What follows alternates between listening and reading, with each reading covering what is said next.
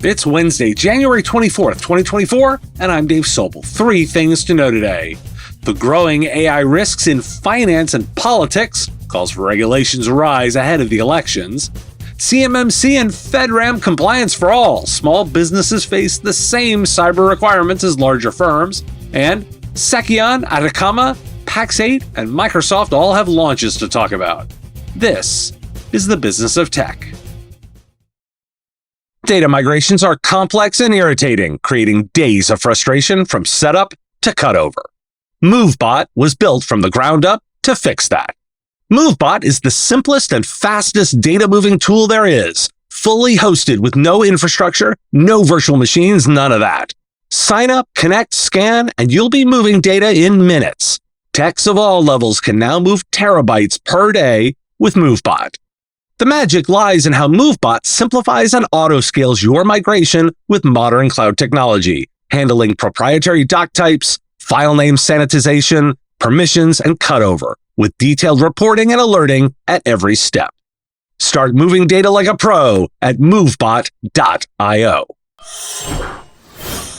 There's a lot of legislation and regulation to cover, and I'm breaking it into 2 themes. First, let's talk about what has strategic implications.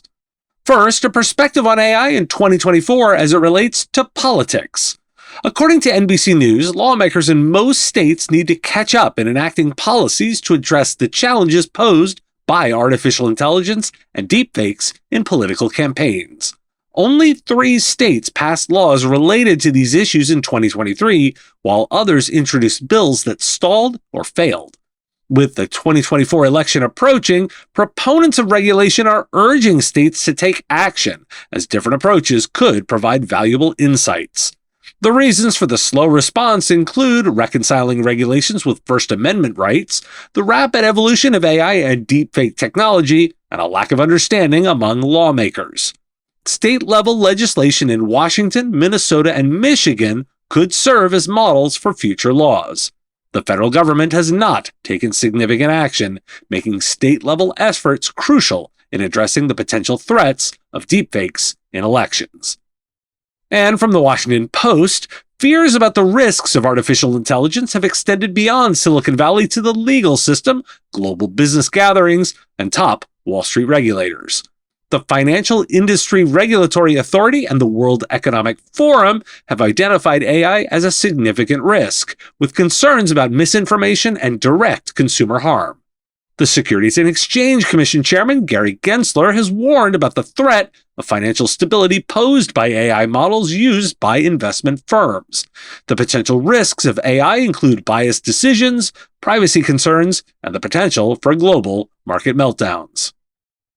From IT Pro, the UK government is proposing new laws to protect data centers from cyber attacks, physical threats, and extreme weather. The Department for Science, Innovation and Technology believes that existing safety practices need to be revised, given the critical national importance of data centers. The proposed laws would establish minimum security and resilience requirements for data centers and create a regulatory body to oversee incident reporting and risk mitigation. Designating data centers as critical national infrastructure will give them greater support and scrutiny. The consultation on these proposals is ongoing, seeking input from industry stakeholders. Microsoft Vice Chair and President Brad Smith stated in an interview that the White House's engagement with companies on their AI capabilities, including giving them homework assignments, helped accelerate action on the technology. The Biden administration requested firms to demonstrate their commitment to the safe and transparent use of AI, and Microsoft was among the first to submit a draft. The feedback received allowed Microsoft to build upon its submission and speed up the pace of progress. Why do we care? Working backward, we have evidence that the Biden executive order on AI has had an impact, and Microsoft embraced the dialogue. Companies developing or using AI should take a proactive stance in AI governance, engaging with those regulatory bodies and demonstrating commitment to safe and ethical AI practices. Governments are moving on critical infrastructure too, and I'd note that considering data centers critical infrastructure is both common sense and the reality of our current world. Expect more. Finally, moving on to AI risks. I highlight the risks in politics and financials for two reasons. First, as technologists, listeners should be prepared for questions from customers. And second, the opportunity is to advise customers proactively on navigating these concerns. And now what I would call more tactical legislation to consider. Google has officially endorsed an Oregon right to repair legislation, marking the first time the company has backed any right to repair law. The legislation requires manufacturers to provide replacement parts, software tools, and repair documentation. Google has also made efforts to make its Pixel phones easier to fix. This comes after Apple's support for a federal right to repair law in October. And pulling from some coverage in NextGov, the Pentagon's proposed updates to the Cybersecurity Maturity Model Certification, or CMMC, will require small businesses to comply with the same cyber requirements as large firms. However, experts believe small businesses will still have opportunities to work with the Department of Defense. The DoD acknowledges small firms' challenges in meeting CMMC requirements and is expected to provide support mechanisms and incentives outside a formal rulemaking process. The public feedback on the proposed rule is being accepted until February 26th, with the final rule expected to be released later this year. Federal agencies have increased their use of FedRAMP, but challenges persist in fully addressing issues, according to a government watchdog report. The report highlights that some agencies are using services that are not FedRAMP authorized due to a lack of program oversight. The report makes 3 recommendations, including issuing guidance on tracking the cost of sponsoring a FedRAMP authorization and developing a plan for guidance on a specific Federal Information Processing Standard requirement. OMB and GSA have ongoing efforts to address the issues, but until finalized, the challenge may continue to increase time and costs for FedRAMP authorizations. And in coverage from TechDirt, the FCC's Affordable Connectivity Program, which provides a $30 broadband discount to 23 million low-income Americans, is at risk of ending due to Republicans refusing to fund its extension. Poor Americans may see a significant increase in their broadband bills and may even lose broadband access altogether. Republicans oppose the program because of its popularity among constituents and their desire to prevent Democrats from receiving credit for cheaper broadband. Why do we care? Again, working backward, I've highlighted the importance of broadband as a utility.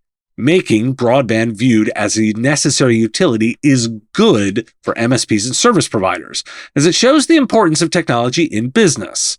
As such, we should also want to see broadband supported as a utility. Disclosure, some family members of mine are benefiting from this program, and it's made a real difference. This decision highlights the issue of telecom monopolization and muted competition, which Republicans and some Democrats are also addressing. We want competition here. It's good for our customers. Let's note that the importance of FedRAMP in such frameworks as CMMC 2.0. Will MSP tool providers begin to embrace this standard, or will a divide be created between comply and comply not? How widely used will CMMC become? Agencies love to reuse frameworks. Even if you don't do defense work, you should care about CMMC and FedRAMP. And finally, let's acknowledge how the right to repair is spreading. And I got a surprising number of product announcements. Seceon has launched AI SIM Guard, a cybersecurity platform powered by AI and ML, enabling MSPs and MSSPs and IT teams to detect and respond to threats in cloud-powered resources. With an automated sign-up process and competitive pricing, the platform offers comprehensive protection for cloud workloads and integrates with various cloud-based services. Seceon's AI SIM Guard provides unified AI/ML-powered detection and response, correlating identities to threats across applications, networks, and infrastructure. The platform can be set up and configured quickly and offers full SIM-level log, event, and flow capture. Atakama has unveiled the Atakama browser security platform for MSPs. The platform allows MSPs to protect the window of work for their clients, providing browser security controls, insights and monitoring, anti-phishing and anti-malware features, DNS filtering, and credentials analysis.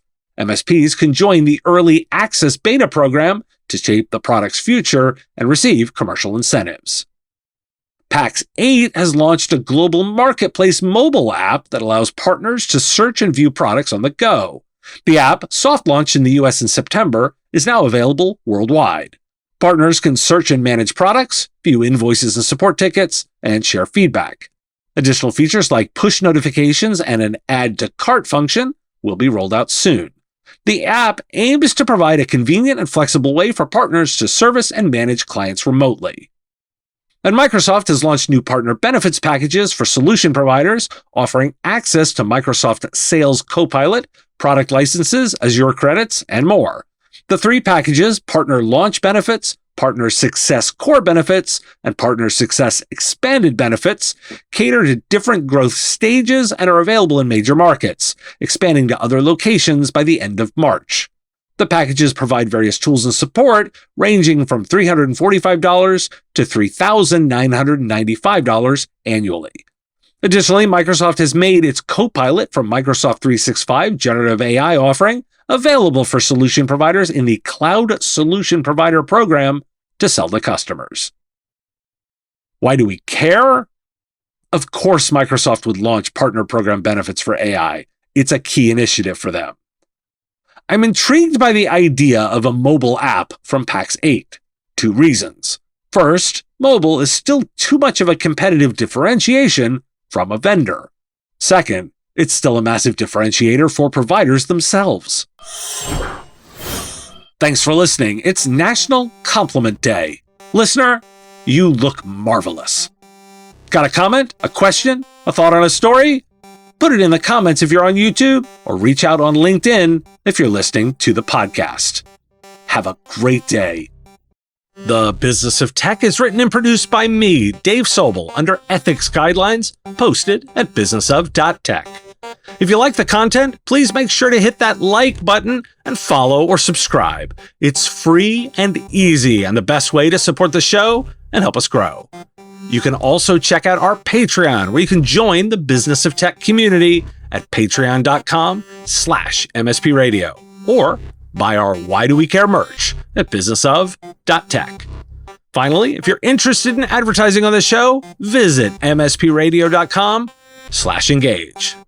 Once again, thanks for listening to me, and I will talk to you again on our next episode of the Business of Tech. Part of the MSP Radio Network.